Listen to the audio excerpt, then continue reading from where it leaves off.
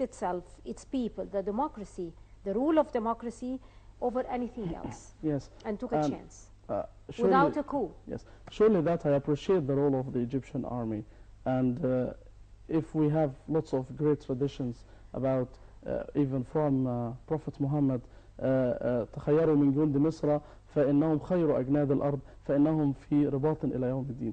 I think for the Egyptian army it is played a great role. Yes, we had some mistakes that was done during that time. They were not politicians. They were not also used to rule or to run the country during very hard times like that. But I appreciate greatly the role of Egyptian army, and I insist in a point that Egyptian army, it is now the only army that we have in the Arab world, the only army that it is now in the Islamic world. So, and I think according to the plots of the Brotherhood that they would like to divide the Egyptian army, just to put their people, with to put their people. I would like to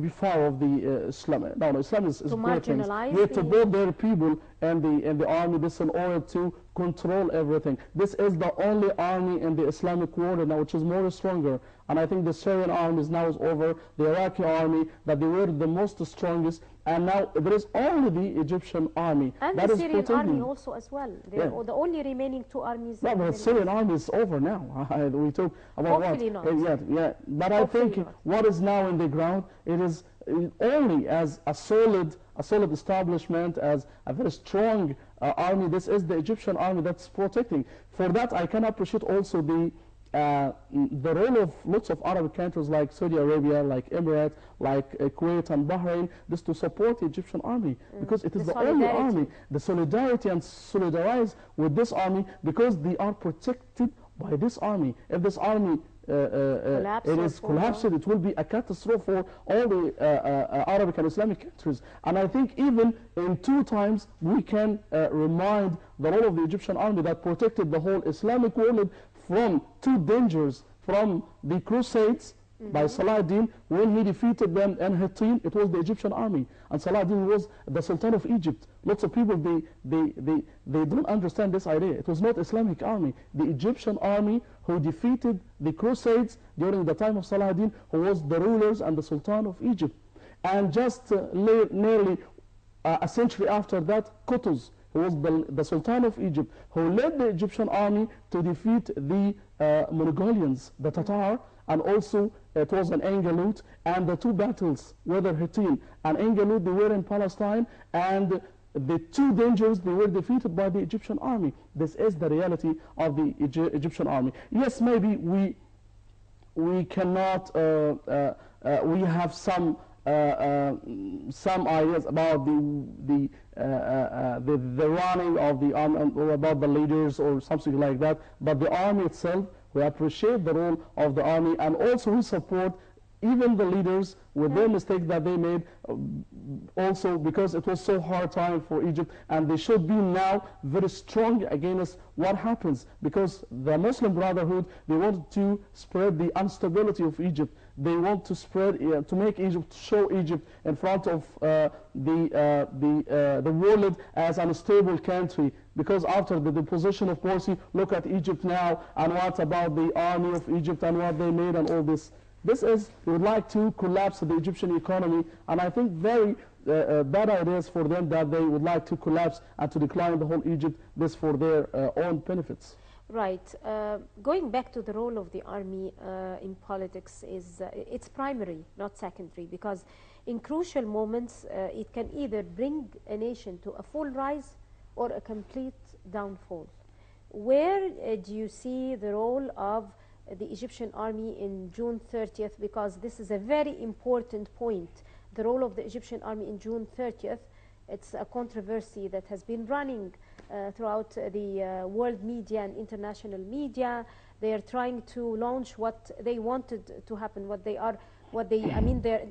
have wishful thinking, and they're trying to promote for it. The role of the Egyptian army in June 30th revolution. It was a very important role, because some international media claim that this was a military coup, in spite of the huge and the major Yes.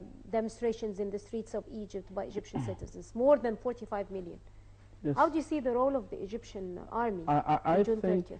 the intervention of the Egyptian army during that time, it was unnecessary for Egypt. It came by a mandate Yes, by the people.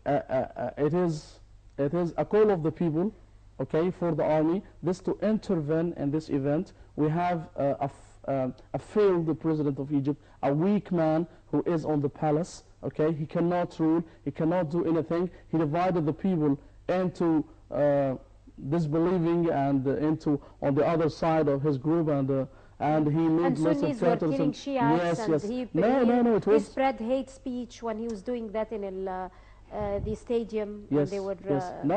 It was a calling for hate catastrophe, speech against the and Shiites. the intervention of the army, it was unnecessary. It was very necessary. It was a very important step for us. This to stabilize Egypt and to make it more stable. Yes, a little bit what happens after this because of the manifestation of brotherhood, that they would like to make Egypt unstable and to show the whole people in the world, look at Egypt after Morsi, look at what happened of the army.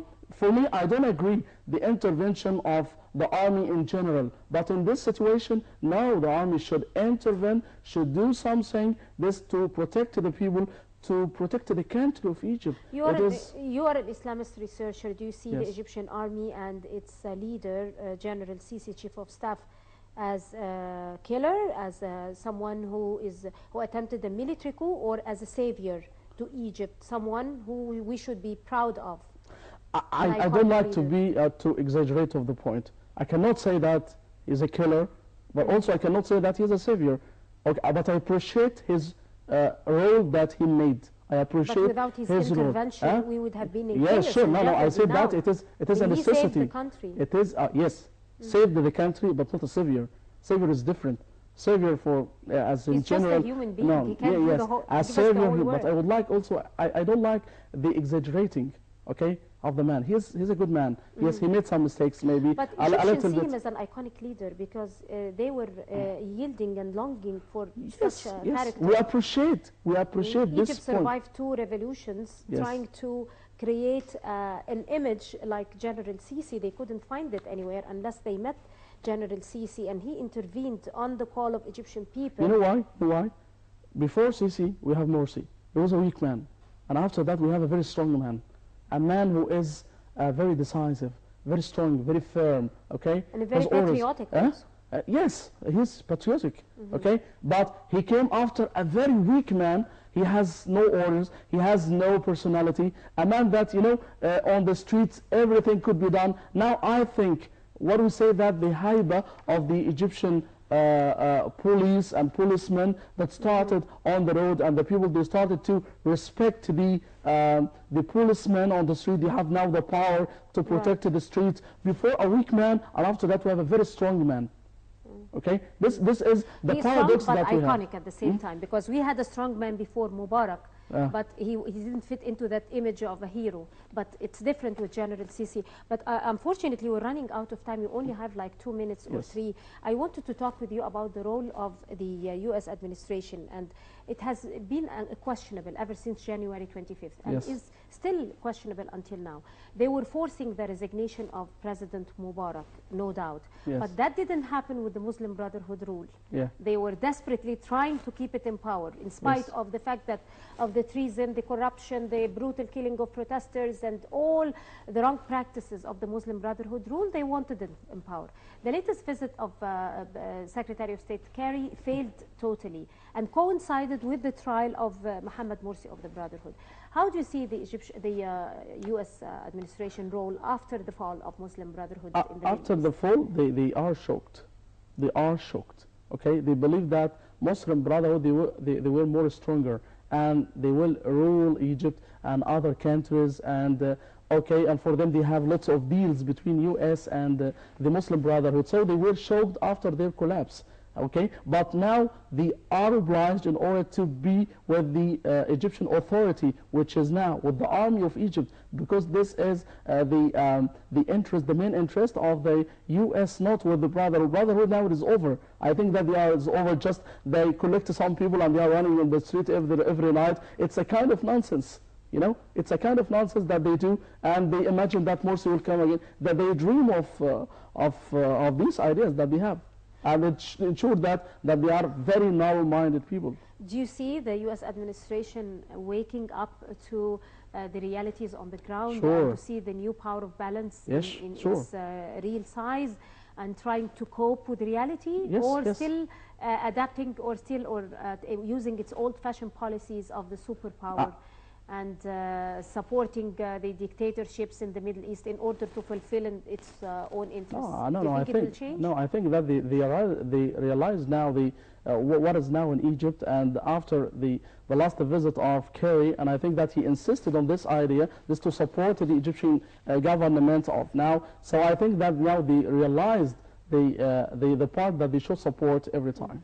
Well, Dr. Ismaiel Hamid, the researcher of Islamic history, we'd like to thank you very much, Thank you. sir, Thank you so for much. coming over Thank to you. Windows on Current Affairs. Thank you. And this is where we end this edition of Windows on Current Affairs. Thank you very much for joining us, and stay tuned for the daily debate with Taghreed Hussein that's coming up in a moment.